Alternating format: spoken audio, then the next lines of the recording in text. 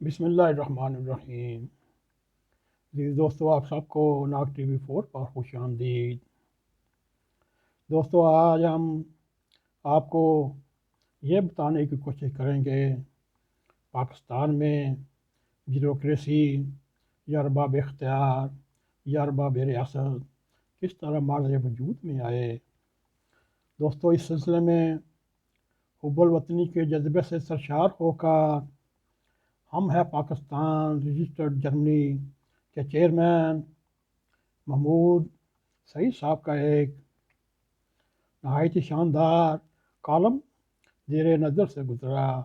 ہم نے سوچا کیوں نہ آپ کو اس کا خلاصہ بنا کر سنایا جائے تاکہ آپ کو بھی یہ علم ہو آج سے 74 سال پہلے کیسے اسٹیبلشمنٹ بنی، کیسے بیوروکریسی کا لفظ آیا اور کیسے ریاست کے اوپر قبضہ کیا اور ان کی مرضی کے بغیر 74 سال میں نہ کوئی حکومت میں آیا، نہ ان کی مرضی کے خلاف آیا اور نہ ان کی جو بھی آیا ان کی مرضی کے ساتھ آیا۔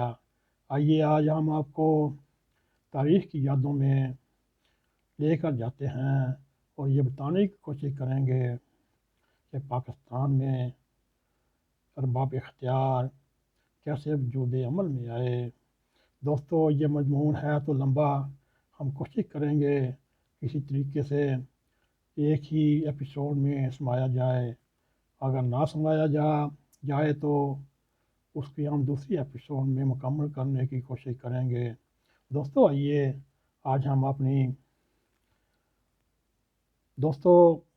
جنرل ایوب خان اور اس کے بعد میں آنے والے جنرلوں نے پاکستان پر قبضہ کرنے کے بعد ان کو اقتدار کی ایسی ہوس اور منہ کو خون لگ گیا۔ 76 سالوں میں جو بھی آیا ان کی مرضی سے آیا، جو بھی گیا ان کی مرضی سے گیا۔ دوستو، پاکستان کی تباہی بربادی کے پاکستان کی تاریخ میں وہ راک ہمیں کتابوں میں نہ پڑھائے نہ یاد کرائے گئے کہ ہمیں پاکستان کے کچھ عرصہ کے بعد سردار عبدالرب نشتر نے قائد اعظم کو ایک فائل ارسال کی، اس کے اوپر ریمارکس لکھے۔ ایوب خان نہ ریلیف کے کاموں میں مصروف عمل ہے، نہ ان کی مدد کر رہا ہے، اس کا رجحان سیاسی حالات کی طرف ہے۔ تو اس بار قائد اعظم نے یہ ارشاد فرمایا، ہاں میں اس کو جانتا ہوں، اس آرمی آفیسر ایوب خان کو وہ فوجی معاملات میں کم دلچسپی لیتا ہے، زیادہ سیاسی اور اس قسم کے حالات میں انٹرسٹڈ ہے۔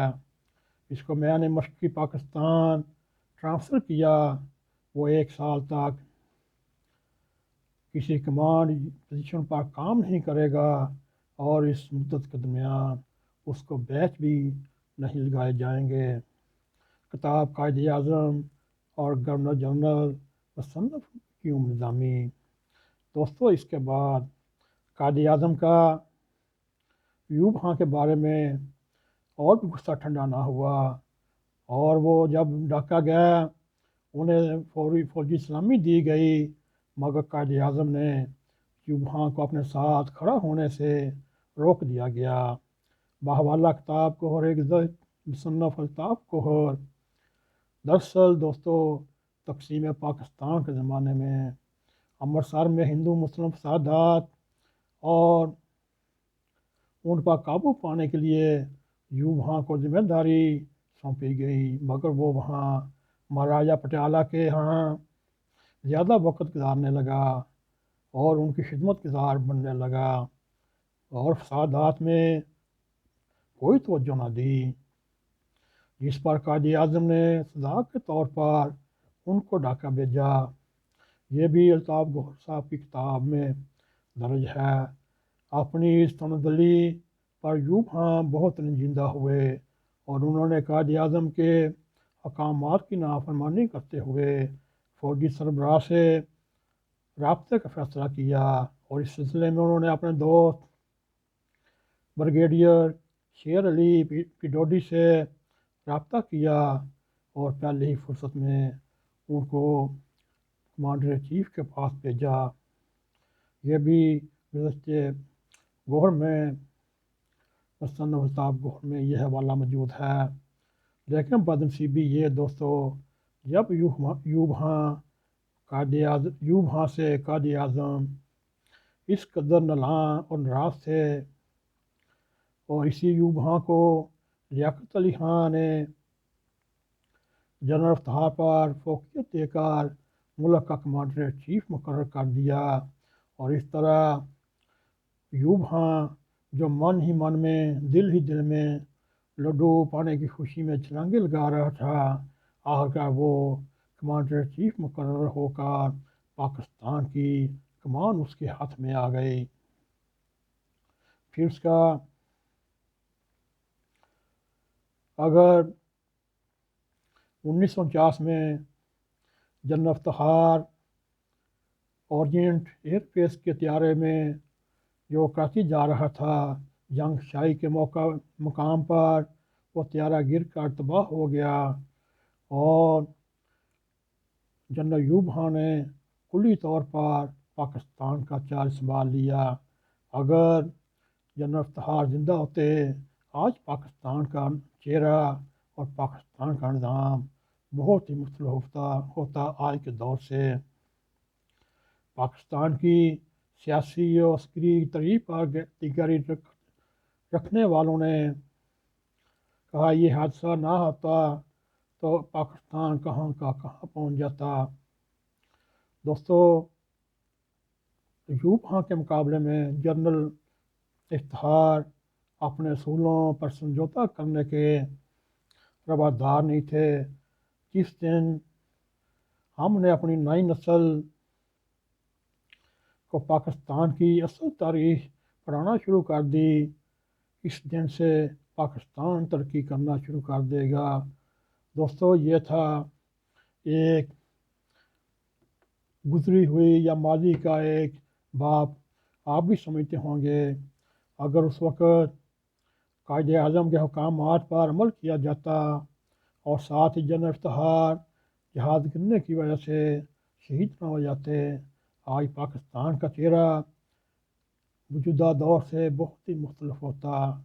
मगर दोस्तों, जब 1949 से लेकर आज तक जनरल अयूब खां से लेकर आज तक जो कमांडर चीफ हैं बाजवा साहब, इनकी 74 साल की क़यादत आपके सामने है।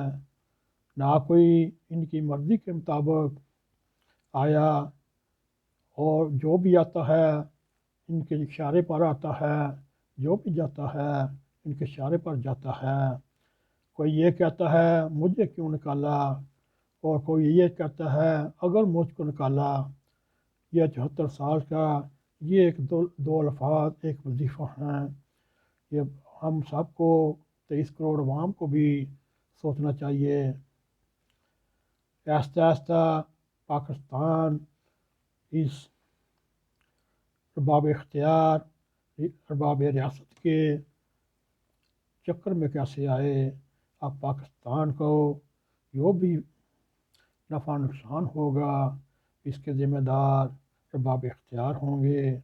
उनके लिए एक बहुत ही अच्छा बहाना है, सियासतदान लूट कर खा गया, ये चोर हैं, ये डाकू हैं और ये खाइन हैं। मगर आज भी नैब के रिकॉर्ड से देखा जाए, सबसे ज़्यादा करप्शन सिविल ब्यूरोक्रेसी की या मिलिट्री इस्टेब्लिशमेंट के रिटायर्ड जनरल्स ने की और सियासतदान फिर वही 86 करोड़ तक या 85 करोड़ तक जो हमीदा मिर्ज़ा ने कर्ज़े माफ़ कराए, यहाँ आके मुक्ति है बात।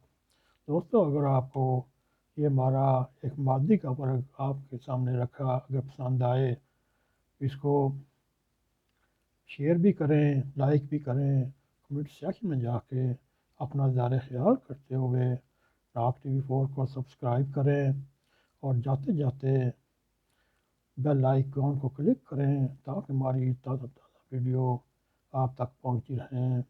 اسی کے ساتھ ہمیں اجازت دیں۔ السلام علیکم ورحمۃ اللہ وبرکاتہ۔